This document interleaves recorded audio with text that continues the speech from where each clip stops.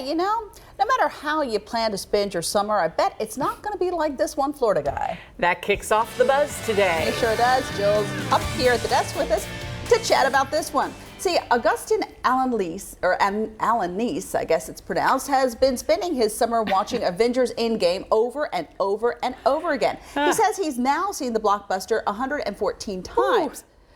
We should note here that the movie is more than 3 hours long. Okay, so you can do the math there. What is that, 7 to 8 hours every Saturday and Sunday he's doing this. He says he wants to secure the Guinness World Record for the number of times someone has watched it. The 30-year-old is also hoping to watch the movie 200 times before it gets booted out of the theaters. To accomplish his goal, he's seeing the superhero film 4 or 5 times on Saturday and then 4 or 5 times again on Sunday. He's paying for the tickets using some rewards, but mostly out of his pocket. So, okay, if it's just one ticket and it's about $10 each, so he's doing $40, $50. $10 each, you think? Well, yeah, nowadays. At least. Yeah, at least. And so just, what, $50? And he's doing that twice, so it's $100. Well, he probably doesn't have a girlfriend to spend the money on. Can we just agree to say that? I mean, I've heard it's a great movie, but I don't know if there's even a movie out there, even my favorite movie, that I've seen many times or want to see it in theaters. Wonder if he's sleeping in there. You would have to. He better get him a job at a movie theater. I was going to Free tickets at say. least. And then what about the snacks? Because we didn't even add that in. So if he's in there, he's got to have 8 hours a day. He's got to have breakfast, lunch, and dinner. All right. No judgment here. All right. Okay, St. Louis hockey team chased the Blues away for the first time in 52 years. You saw it here. That's how long the St. Louis Blues have played without winning an NHL championship. It's also how long the franchise has existed. You do the math. This is the team's first Stanley Cup ever. Players returned home early this morning, still stoked from the victory. They beat the Boston Bruins 4-1 in Game 7 of the Stanley Cup Finals in Boston last night. The Blues haven't played in a Stanley Cup Final since 1970.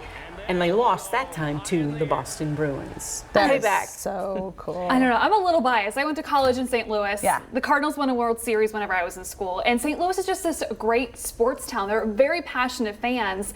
And they went through a lot over the past couple of years, losing the Rams. And there was a whole big controversy whenever they moved to LA. Right. And so to have, I mean, the whole city is just behind the Blues team.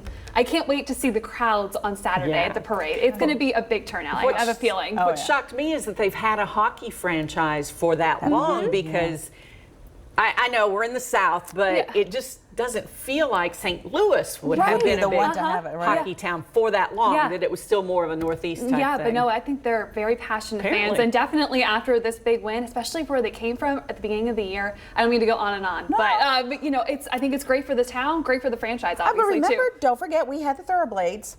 Yeah. Here in Lexington, For it was a a hot minute. For a minute. Okay, but you know, I love trivia. Okay. So, what is the trophy made of?